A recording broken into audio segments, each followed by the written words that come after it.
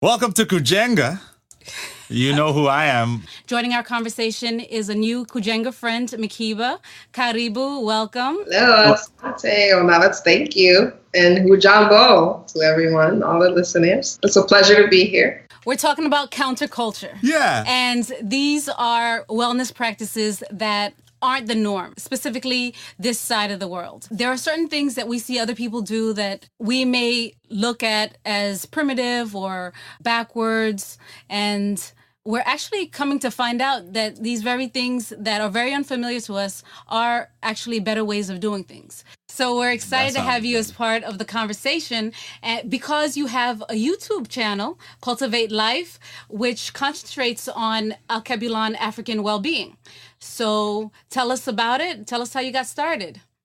Well, I got started, my background's in journalism. I graduated with a degree in journalism, and it was my passion to always tell truthful stories. With my own journey of wellness and ancestral knowledge, I started learning about how what you eat affects your health and how that affects like just your mind, body, everything spiritual. So say like maybe 10, 11 years ago, I just had my own journey with, raw foods and vegetarianism and vegan and plant-based. Now it's like everything's a trend. So, and just kind of seeing how that goes. And I always did interviews for other people and always wrote stories for other news mediums. And it was my videographer friend who was just like, you're always talking about health. You're always telling people, what to do, not like what to do, but you're always giving people like kind of some information about, what they could be doing better in terms of taking care of them. In my own family, we have, rampant diseases, heart disease, diabetes, and I'm always, I guess like the healthy hippie one that's going around with the bottle of chlorophyll, like, hey, drink it, it'll make you better. So that's where Cultivatelyfe started. It was just like, I just wanted to let people know that, this is a journey, there isn't an end, but when you know better, you do better. And I wanted to start Cultivatelyfe as a community, first of all, to know that we're all out here kind of trying to find our way on the same path. And two, there's resources in our community that support that path. So a lot of what you see on my channel is a lot of businesses that's local in the area that do promote health and wellness and just bringing that awareness to, hey, these are the people that you could go to in our community that assist or get products from. I just really wanted to kind of make that aware to everybody because it's you don't go anywhere by yourself. It's together that we band together and we get things done. So that's the African philosophy. Not too long ago, we here at Kujenga, we were having a side conversation. If my memory serves me well, it's because Jermaine was considering purchasing those shoes that have the isolated toes that look like gloves.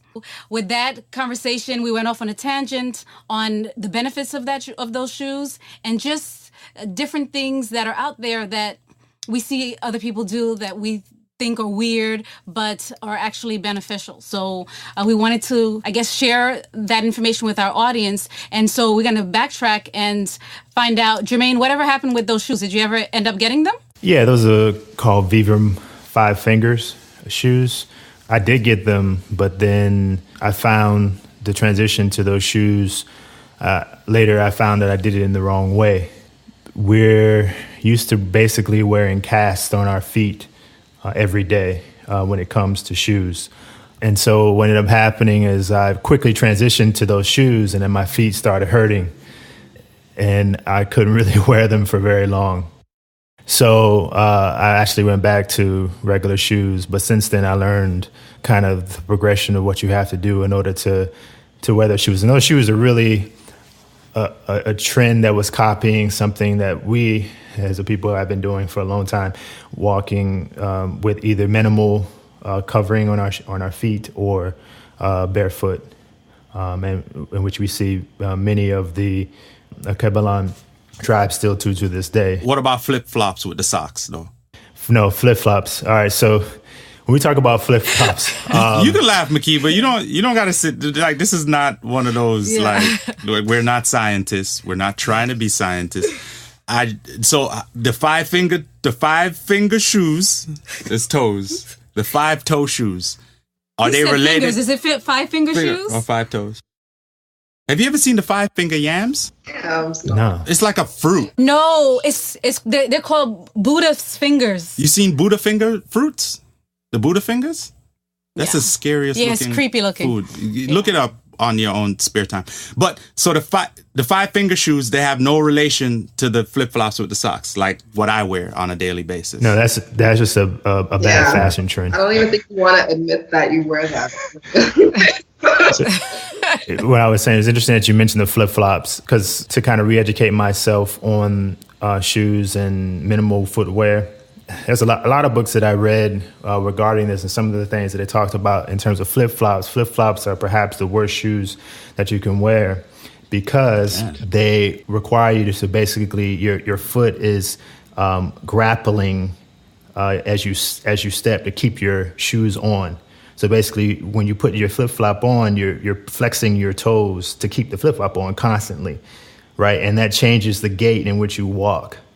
And that's actually bad because basically you're putting stress on your toes the entire day, the entire time that you're wearing your flip-flops along with your socks. So maybe that's why the guy at the bank was looking at me funny today, because he's like, well, his gait is off because his toes in the flip-flops with the socks. You think that's what it was? No. Because I go to like professional settings like banks, or like I go to buy a car. I wear my flip flops with the socks. Sometimes, and maybe I shouldn't admit this on the podcast because I know my coworkers listen to it, but we'll just let their minds go there. I won't say it outright. So basically, what we're saying is that the people that look at me funny when I'm wearing the flip flops and the socks, they might actually be concerned about my health. More so than my appearance. I'm sure they don't know about that knowledge. I think it's just more of the fashion piece. It's a judgment. You're seeing the judgment in their eyes. I'm being prejudged. Yeah. Sorry. I'm sorry, Jermaine. I went off on a tangent again because I like my flip flops. Right, so, Jermaine, with those shoes, did you get any sort of instruction to basically ease into it? Like maybe wear them for 30 minutes at a time and then steadily increase your wear so that your feet can get accustomed? Because it sounds like we might have some sort of atrophy in some of the muscles in our feet, and those 5-finger shoes are forcing us to use those muscles that haven't been used in a while. Well, at the time when I purchased the shoes, no, there was no instructions. It was a trend. So it was like, all right, these are better for the feet, minimal shoes, but it really didn't give you any kind of foundation. But after the fact, when I went back and said, what was my mistake? It was I didn't have the foundation of why do we want to wear minimal shoes? And also the fact that for at least 36 years, or well, at the time, probably 33 years, I had been wearing shoes that, one, had a elevated heel. We all walk essentially in a heel, and we're keeping our feet at an angle towards the ground, which also changes our gait and also changes the amount of strength that your heel has to walk in. So right there, you can't just transition to minimal shoes without a heel. You have to gradually decrease the heel that you use in your shoes, and then once you do that, then you can walk on a flat surface. So that's one big mistake that I didn't realize, that for 30 some odd years that we've been doing that. The second thing is we also wear shoes that have a minimal toe width. So like we can't move our toes and splay our toes out in our shoes because they're bunched together. Very narrow. Mm-hmm. Right. And most modern shoes, even from your Jordans to your LeBrons, and even to any other shoe, they have that minimal sponsorship. Yeah, minimal toe box. And so what happens is that's why we get the bunions and all these other things, because our shoes are so narrow. So you're walking on a heel, your shoes are narrow. I mean, that doesn't lend itself to immediately trying to walk barefoot. It just don't work that way. Jordan and LeBron, the opinions and philosophies of Jermaine are his opinions and philosophies. And if you so wish to cut some dollars A big one. I'll have you know that I will wear the LeBrons and the Jordans even while I'm doing the podcast. So have no fear. So you're willing to give up your flip-flops for LeBron, or sponsorship comes with sacrifice. Okay. You know? So yeah. So I'm sorry, Jermaine. That was just some legal stuff I was working out in my head. He's trying to sort out the finances. To kind of bring this home in terms of what we're looking for in terms of a shoe, we really should look for a minimal shoe that has these 4 things. Number 1, we should have a shoe that's thin and flexible, right? So no shoe that is heavy, that doesn't allow our feet to fully splay. We should have a heel that is neutral. So again, we don't want a heel that makes your feet go at any kind of angle. You want a neutral surface. The third thing is you want a shoe that has a spacious toe box, which we talked about, to let your toes actually fully splay and not be so constricted. And then the fourth thing is you want to have a upper part of the shoe that connects your foot to the shoe, right? So you don't want any kind of flip-flop that you have to, or any kind of part of the shoe where you have to grab onto or grapple, right? You want the shoe to actually naturally connect the upper part of the shoe to the bottom part of the shoe. So the ideal shoe is essentially like the Jesus shoe, right? What they call the Jesus shoe, which is basically the Jesus sandals. Yeah, that's essentially the best shoe that you could have if you don't want to go barefoot. But you have to work down from that, from what you've been doing for most of your life to that kind of shoe. I guess I gotta get my husband's Jesus shoes out of hiding. Mama Makeeba, on the shoe business, how are you doing with the shoes in light of the stuff that we're finding out right now? Well, so the shoes that he spoke of, the 5-toed shoes, I don't know the correct term, but my friend actually had a pair of those, and she would live in them. I'm like, what is on your feet? What is this? And she actually said that she just felt more balanced, more grounded. They were really comfortable. She wore them all the time. So I do believe that is probably helping. But actually, it's interesting because when we talk about the flip flop, my sons, they're 6 and 7 now, and they just don't know how to wear flip flops. Every time I buy them a pair of flip flops, the second day it's broken, and I'm like, I'm not buying you my flip flops. I'm just like, but that totally makes sense where he's saying that your toes are constantly grappling to hold it on there. So I really I don't have a shoe game preference. I just buy shoes that fit and match my clothes. So, hey, we're going to work on the shoes. So what I used to do and still do when I get anywhere that requires me to wear a shoe, I just take off the shoe. Jermaine, you can back me up on this because no matter corporate America, Mama Makeeba, we used to do some work together. You would see me walking around. Once I get from the asphalt into the building that I'm in, the shoes go off, and I'm in the socks, and I'm in the socks because I don't want the bottom of my feet to get dirty, and I don't want my feet to be cold, but I don't want to be in the shoe.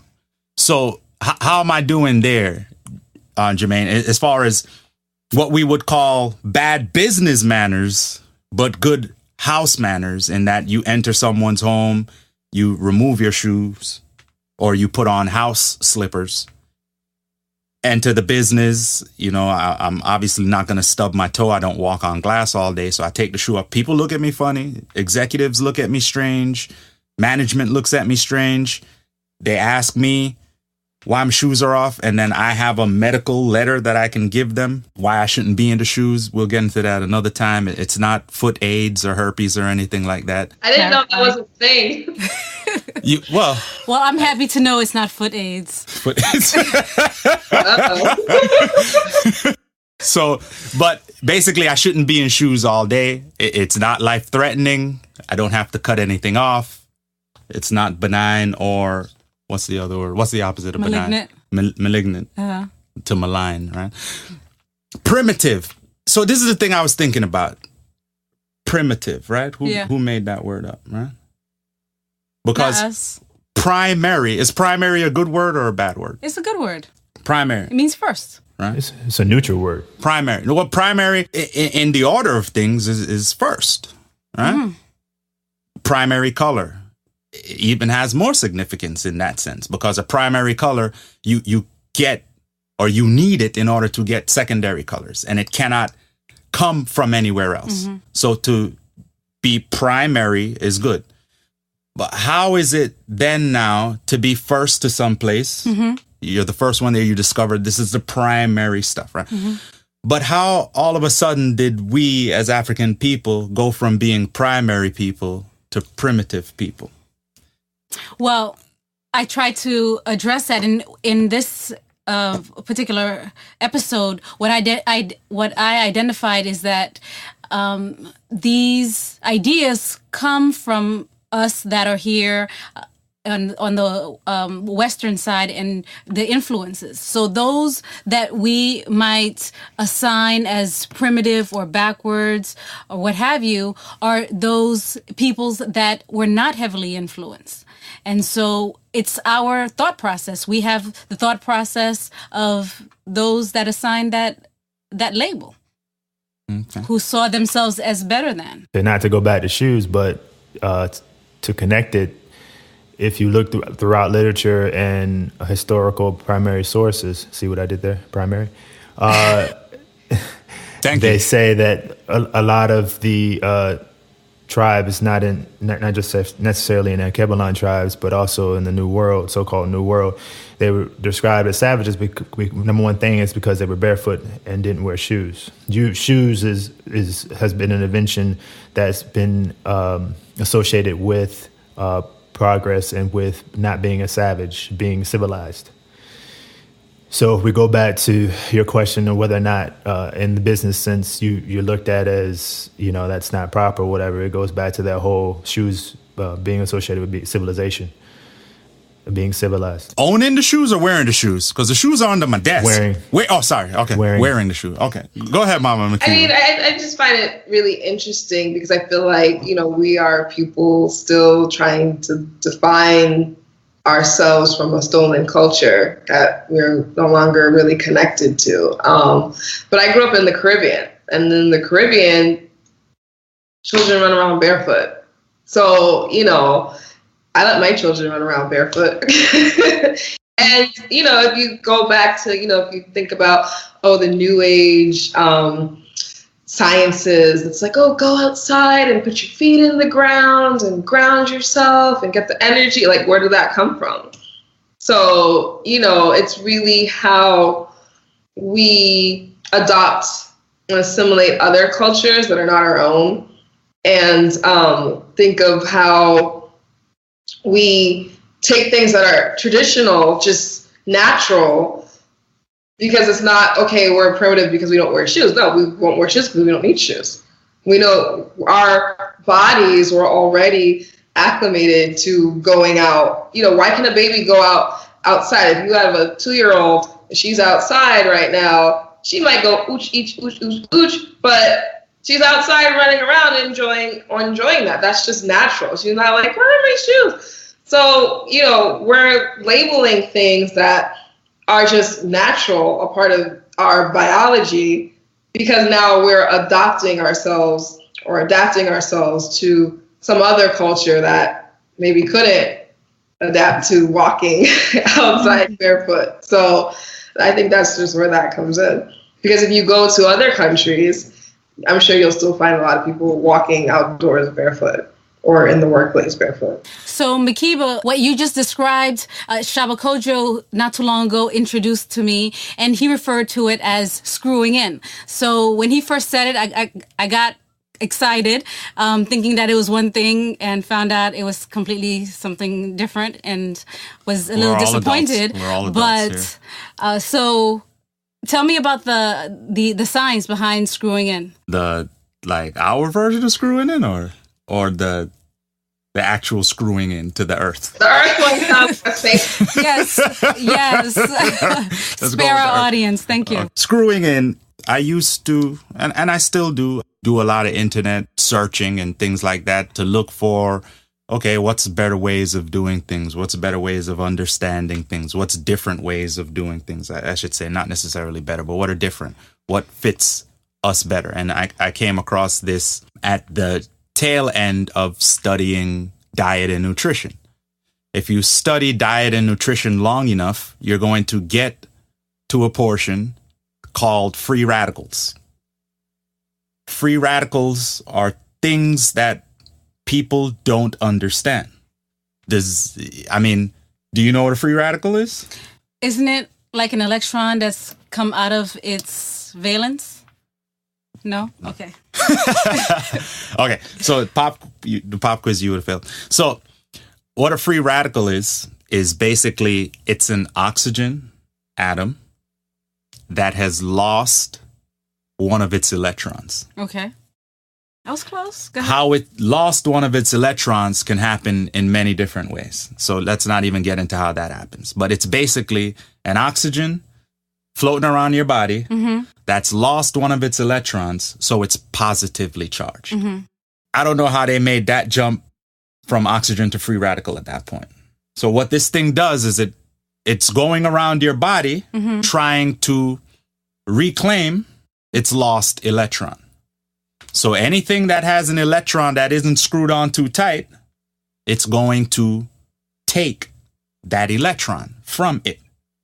And as you know, or we should all know how atoms work, is atoms have protons, neutrons, and electrons, and they should all be an equal number for the atom to be whole. To be stable. To be stable. If you remove an electron or you add an electron, then you introduce instability into the system. You introduce a charge.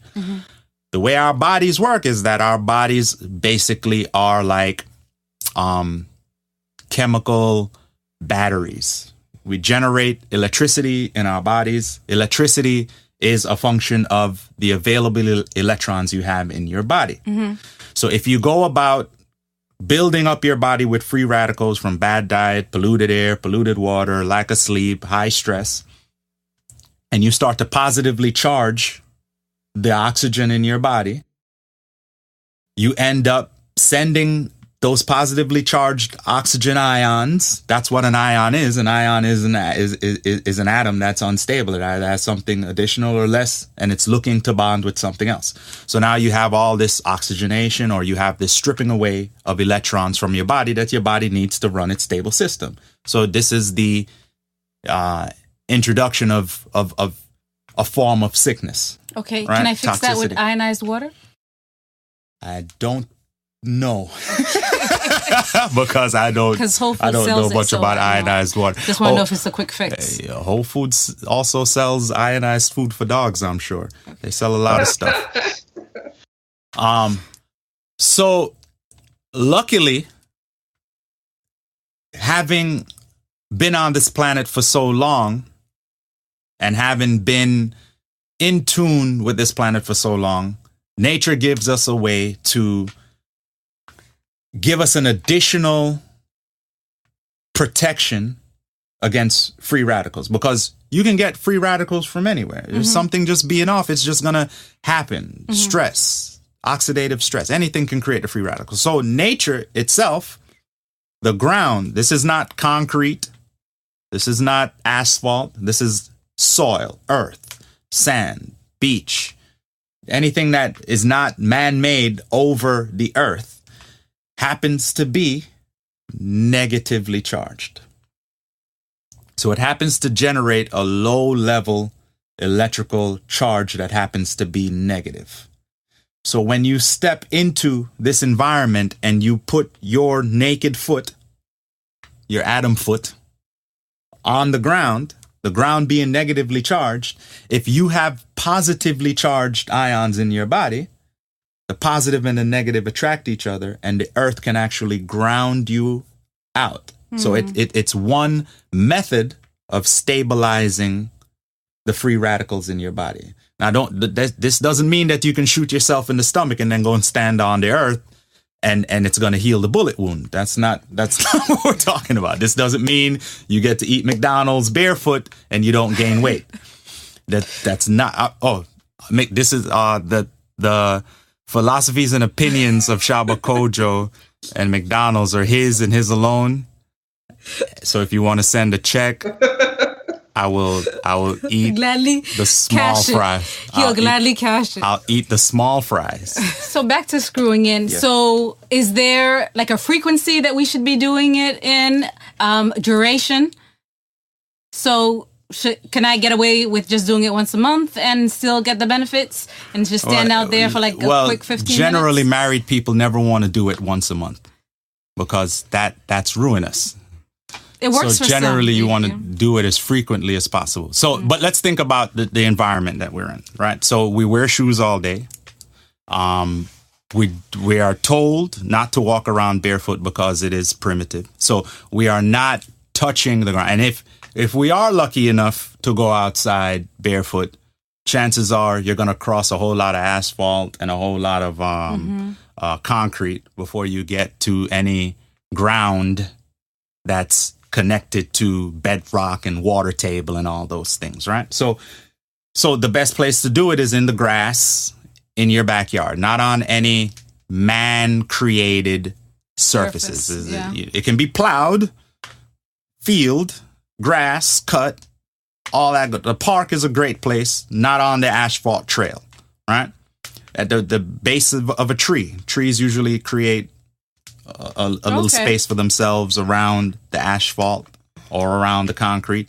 So you want to be connected to the earth, and you want to spend, like 5-10 minutes standing still with your feet firmly screwed into the earth. And you want to do it daily if you can, as part of your meditative healing, holistic healing process. And what you're doing, again, this is not the magic pill. This is not, hit the bar hard the night before and now you're hungover. Now you get to go and screw in and it's going to cure. Just step on a tree. Just step near the tree and you'll be sober again. That's not the way it works. But if you're living a generally healthy lifestyle and you're keeping yourself away from oxidative stress or free radical conditions in your body, then this should be one of the ways that you help to balance your body's chemistry, your body's charge, right?